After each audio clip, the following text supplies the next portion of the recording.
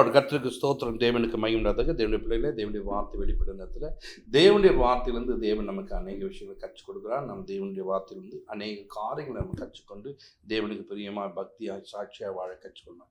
தேவனுடைய பிள்ளைகளே, இந்த நாளில் கூட அநேகருடைய வாழ்க்கையில் இன்றைக்கி பலவிதமான பிரச்சனைகள் அனுபவிக்கும் போது ஜெபத்துக்கு போகிறாங்க, தேவனை தேடுறாங்கன்னு சொன்னால் அவள் செய்த பாவங்கள் அவளுக்கு முன்பாக வரும்போது அவள் என்ன பண்ணாங்க, இன்றைக்கி நான்லாம் சரியில்லை, நான்லாம் முன்னேற முடியாது, நான்லாம் அதை பண்ணக்கூடாது, நான்லாம் அப்படி நடக்கக்கூடாது, நான்லாம் அப்படி பண்ணக்கூடாதுன்னு சொல்லிட்டு தேவனை விட்டு தூரம் போவதற்கே ஒரு கூட்டம் கற்றுக்கிறாங்க. தேவ பிள்ளைகளை, நாம் தேவனுடைய பிள்ளைகளாக இருக்கிற நமக்கு ஆண்டவர் என்ன காரியங்களை செஞ்சிருக்கார் கவனிங்க. நம்முடைய சாபத்தை போக்கியிருக்கார். மரத்தில் தூக்கப்பட்டவனும் சபிக்கப்பட்டவன் என்று எழுதியிருக்க கிறிஸ்து நியாயப்பிரமாணத்தின் சாபத்தை அவர் உடைத்திருக்கிறார்.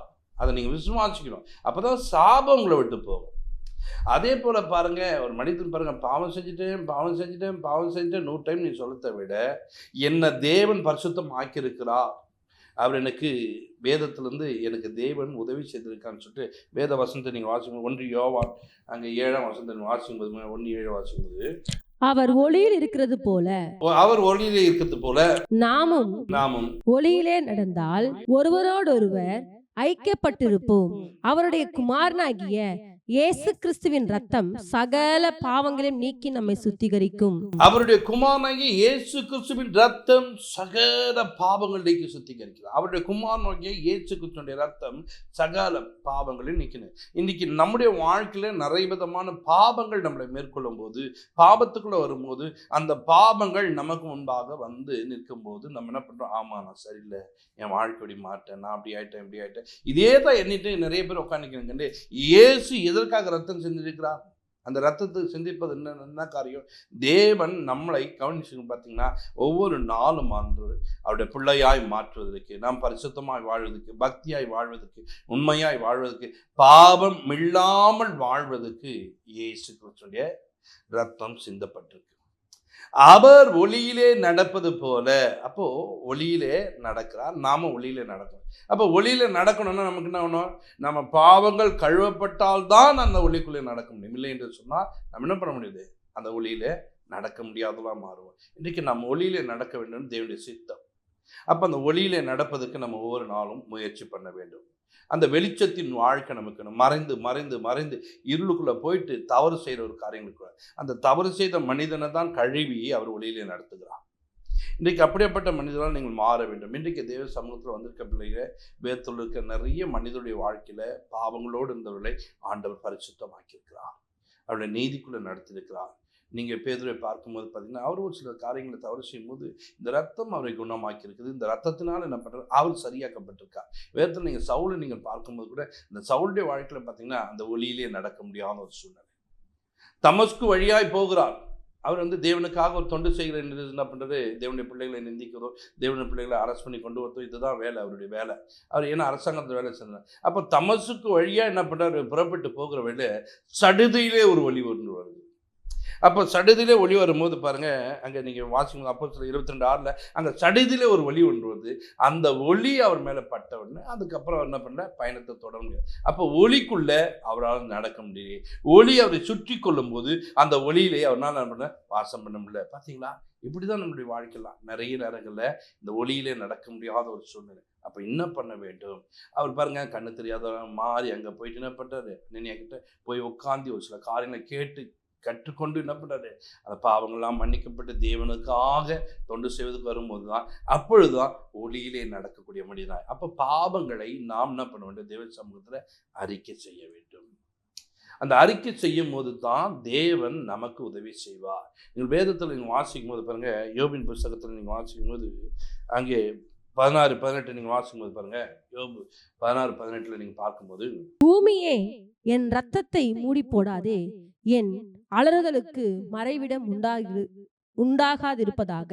நல்ல கவனிங்க, பூமியே என் ரத்தத்தை மூடி போடாதே.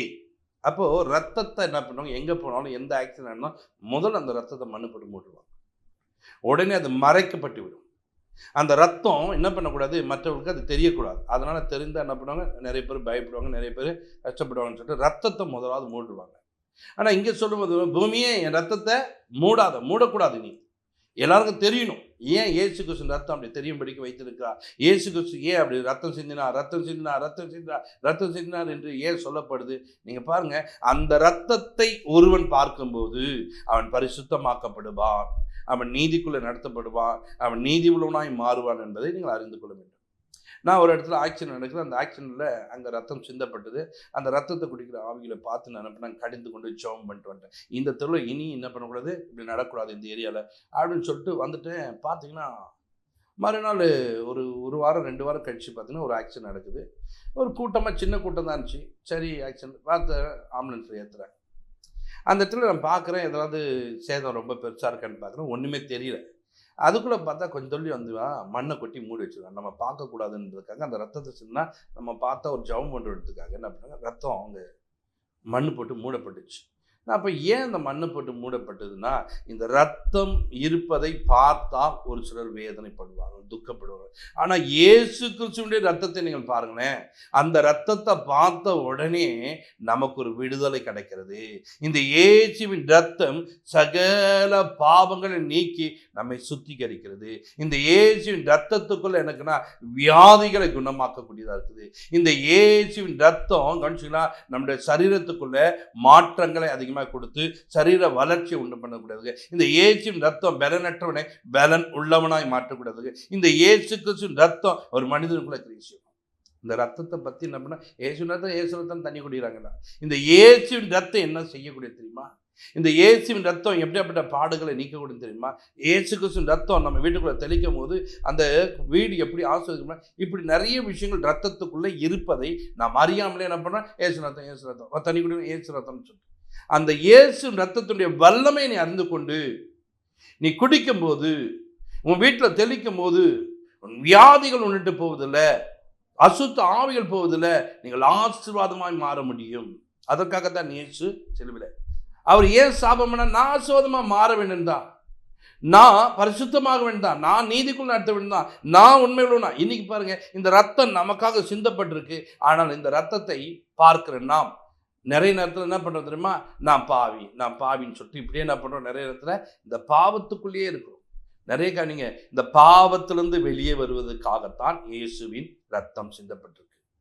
நீங்கள் வேதத்தில் நீங்கள் வாசிக்கும் போது பார்த்தீங்கன்னா, ஏசாயாவில் நீங்கள் பார்க்கும்போது அங்கே 64:6 நீங்கள் வாசிக்கும் போது அங்கே சொல்கிறார் அவரு, நாங்கள் அனைவரும் தீட்டானவர்கள் போல இருக்கிறோம், எங்களுடைய நீதிகள் எல்லாம் அழுக்கான கந்தை போல் இருக்கிறது, நாங்கள் அனைவரும் இலைகளை போல் உதிருகிறோம், எங்கள் அக்கிரமங்கள் காற்றை போல எங்களை அடித்து கொண்டு போகிறது. அன்றைக்கு பாருங்க, அக்கிரமம் உங்களை அடித்து கொண்டு போகிறது, எங்களுடைய நீதி அழுக்கான கந்தையை போல காணப்படுது. இப்படி இருக்கிற ஒரு வாழ்க்கையில கவனிங்க, அன்றைக்கு இந்த ரத்தம் சிந்தப்படல. ஆனா புதிய ஏற்பாடு காலத்துல நாம் அப்படி அழுக்கான கந்தைகளை போல மாறாதபடிக்கு, காற்றினால் அடிக்கப்பட்டு நாம புறப்பட்டு போகாதபடிக்கு தேவன் நாம் நிலைத்திருக்க, நாம் நல்ல வஸ்திரம் உள்ளவராய் காணப்பட நம்மளை தேவன் எப்படி மாத்திருக்கா, அவள் ரத்தத்தினாலே கழுவி, இயேசுவின் ரத்தம் சகல பாவங்கள் நீக்கி நம்ம சுத்திகரிக்கக்கூடிய ரத்தம் இருக்கு. இந்த ரத்தத்தினாலே ஒரு மனிதன் கழுவப்பட வேண்டும். அதனால தான் பவுல்லாம் சொல்லும் போது சொல்றாரு, நான் சொல்றேன், அவர் நிறைய நேரங்களில் தன்னை தாழ்த்துன காரியங்கள், பாவியில பிரதான பாவின்னா ஏன் அப்படி சொல்றாரு, அந்த பாவியில பிரதான பாவியை ஏன் மாறினான்னா, அவர் ரத்தத்தினால கழுவப்பட்டு இன்னும் நான் அநேக காரியங்களை செய்யணும். இன்னைக்கு தேவ பிள்ளைகள் அநேக நேரத்தில் ஓகே நான் கரெக்ட் ஆகிட்டேன், சரியாயிட்டேன்னு கூடாது, ஒவ்வொரு நாளும் இந்த ரத்தத்தினால நீங்கள் கழுவப்பட்டலாக மாறும்போது இன்னும் பலன் அடைய முடியும்,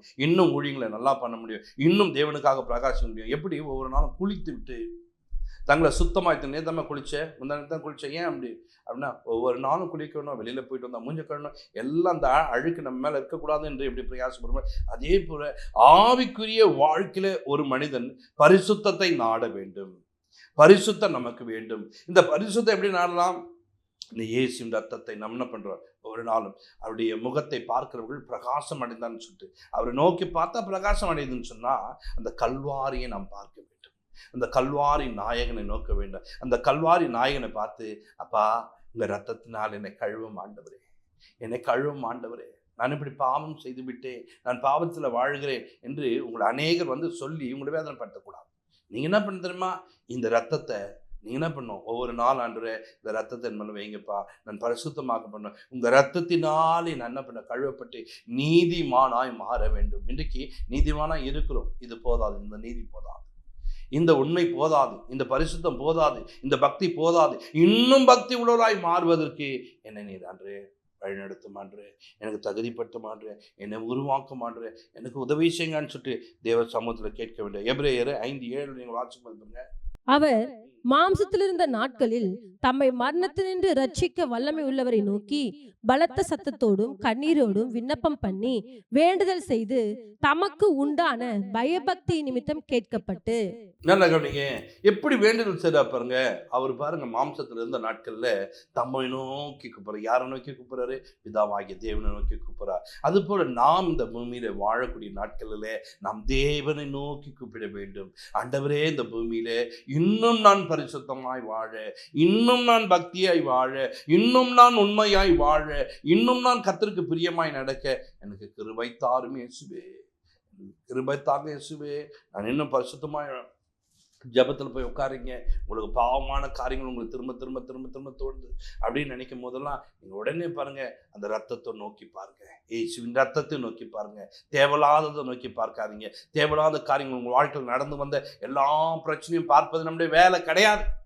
ரத்தத்தை நாம் பார்க்கும்போது, ரத்தத்தை நாம் நோக்கும்போது நமக்குள்ள ஒரு பரிசுத்தம் உண்டாகும்.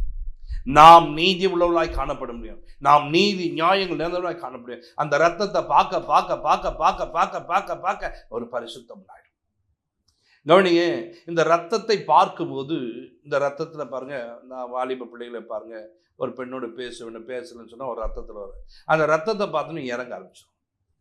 அந்த ரத்தத்துக்கு ஒரு காரியம் உண்டு. அந்த ரத்தம் செஞ்சுன்னா ஐயோ ரத்தம் கொட்டுதே அப்படின்ட்டு சும்மா இருக்கலாம். அப்படி இருக்கிறவங்க கூட என்ன பண்ணுவான்? இறங்கி போகலாம், அவங்களுக்கு உதவி செய்வேன்னு. இன்னைக்கு இந்த இயேசுவின் ரத்தத்தை நாம் பார்க்கும்போது, இந்த ரத்தம் பூசப்படும் போது பிதாவாகிய தேவன் நம்மேல இரக்கம் உள்ளவராய், பிதாவாகிய தேவன் நம்மேல கரிசனை உள்ளவராய், பிதாவாகிய தேவன் நம்மேல அன்புள்ளவராய் மாறும். இன்றைக்கு நாம் அப்படியாப்பட்ட ரத்தத்தினாலே கழுவப்பட்ட ஜனங்களாய் நாம் மாற வேண்டும். அப்படியாப்பட்ட ரத்தம் நம்ம மேலே என்ன பண்ண பூசப்படும் போது அந்த ரத்தத்தினாலே நாம் தேவனோடு கூட ஐக்கியப்பட வேண்டும். தேவனுடைய பிள்ளைகளே, நாம் ஒவ்வொரு நாளும் தேவனை சார்ந்த ஒரு வாழ்க்கை வாழ்வதற்கு நாம் கற்றுக்கொள்ள வேண்டும். இந்த ரத்தம் நம்ம மேல எப்பொழுதும் இருக்க வேண்டும். இந்த ரத்தத்தினாலே நாம் ஒவ்வொரு நாளும் தேவனோடு கூட ஐக்கியப்படும். 22 லூக்கா 22:44 அவர் மிகவும் வியாகுலப்பட்டு அதிக ஊக்கத்தோட ஜெபம் பண்ணினார். அவருடைய வேர்வை ரத்தத்தின் பெருந்துளிகளாய் தரையிலே விழுந்தது. ஏன் தரையில விழுகுது? அந்த ரத்தத்தை ஒரு மனிதன் பார்க்க வேண்டும். அந்த ரத்தத்தை பார்க்கும் போது அவனுடைய வாழ்க்கையில இன்னும் பரிசுத்தத்தை நாட வேண்டும். அந்த ரத்தம் அவனை பரிசுத்தமாக்குவதற்கு, அந்த ரத்தம் அவனை மீட்டுக் கொள்வதற்கு, அந்த ரத்தம் அவனுடைய வாழ்க்கையில் ஒரு பெரிய மாற்றங்கள் கொடுப்பதற்கு. இன்றைக்கு தேவனுடைய பிள்ளைகளே, நிறைய நேரங்களை பாருங்க, இந்த ரத்தம் சிந்தப்படுகிற இடங்கள்லாம் நம்முடைய பாவங்கள் மன்னிக்கப்படுவதற்காக பாருங்க, அன்னைக்கு ஆட்டையும் மாட்டையும் பலி செலுத்தி அந்த ரத்தத்தை தெளிக்கும் போது அவனுக்கு ஒரு விடுதலை கிடைத்தது. இன்றைக்கு இயேசு உனக்காக பலியாகி அவருடைய ரத்தம் நம்ம மேல பூசப்படும் போது, இன்றைக்கு பாருங்க, உங்களுக்காக அன்னைக்கு ஆடு மாடு செத்து போச்சு, இன்னைக்கு இல்லை, நமக்காக இயேசு மரித்து அவருடைய ரத்தத்தை சிந்தி நாம் பாவங்கள்லேருந்து நாம் மீட்கப்படுறதுக்கு, பரிசுத்தமாக்கப்படுறதுக்கு இந்த ரத்தம் சிந்தப்பட்டு அந்த ரத்தம் மேலே இருக்க அந்த மனிதனுக்கு நான் ஒரு இரக்கம் கிடைக்கும், அந்த மனிதனுக்கு ஒரு தயை கிடைக்கும், அந்த மனிதனுடைய பாவம் மன்னிக்கப்படும். இன்னைக்கு நம்ம மாட்டை செலுத்தல, நமக்காக மரித்த இயேசு கிறிஸ்துவின் ரத்தம் சகல பாவங்களுக்கு நம்ம சுத்திகரிக்கக்கூடிய ரத்தமா இருக்கு. இந்த ரத்தத்தை ஒவ்வொரு நாளும் உங்கள் மேல பூசிக்கொண்டு, இந்த ரத்தத்தை நீங்க என்ன பண்ண, ஒவ்வொரு நாளும் என்ன பண்ண, ஜெபிக்கும் போது இந்த ரத்தத்தை நோக்கி பார்க்கும்போது இந்த ரத்தம் உங்களை முழுமையாய் விடுதாக்கி சாபத்திலிருந்து, வியாதியிலிருந்து, வறுமையிலிருந்து, கண்ணீர்லேருந்து, பாடுகளிலிருந்து, எல்லாவற்றிலிருந்து விடுதலையாக்கக்கூடிய இந்த ரத்தம், இந்த ரத்தத்தை நோக்கி பார்ப்போம். பரலோக பிதாவே, நமக்கு நன்றி செலுத்துகிறோம். இயேசு கிறிஸ்துவின் ரத்தம் சகல பாவங்கள் நீக்கி நம்மை சுத்திகரிக்கும் என்று சொன்ன வார்த்தையின் பிரகாரம் அன்றே இந்த ரத்தத்தினாலே நாங்கள் கழுவப்பட்டு அவர் ஒளியிலே நடந்தது போல நாங்களும் ஒளியிலே நடக்க, நாங்களும் ஒளியிலே அன்று கடந்து போக கர்த்தாவே எங்களுக்கு கிருபை செய்யும். ஆண்டவரே, நாங்கள் ஒவ்வொரு நாளும் இந்த ஒளியிலே நடக்க முடியாம இருளின் வாழ்க்கை நாடிக்கொண்டு இருளிலே வாழக்கூடிய ஜனங்கள், ஆண்டவரே அப்பா, நிறைய நேரங்கள் அப்பா நாங்கள் பாவம் செஞ்சுட்டோம் பாவத்துக்குள்ளேயே போயிட்டு கண்டி பாவத்திலிருந்து வெளியே வருவதற்கு ஒரு ரத்தம் சிந்தப்பட்டிருக்கு என்று அறியாமல் உணராமல் இருக்கிற ஜனங்கள், ஆண்டவரே இன்றைக்கு இந்த இயேசுவின் ரத்தம் இந்த நிகழ்ச்சியை பார்க்கிறவர்களுக்கு அன்று இந்த இயேசுவின் ரத்தம் அவர் கண்களுக்கு முன்பாக தெரியட்டும் என்று அந்த ரத்தத்தினால கழுவப்பட்டும் அந்த ரத்தத்தினால் மீட்கப்பட்ட அந்த ரத்தம் அவர்களை விடுதலாக்கட்டும். இயேசு கிறிஸ்துவின் ஜெபத்தில் இருக்கிற நல்ல பிதாவே.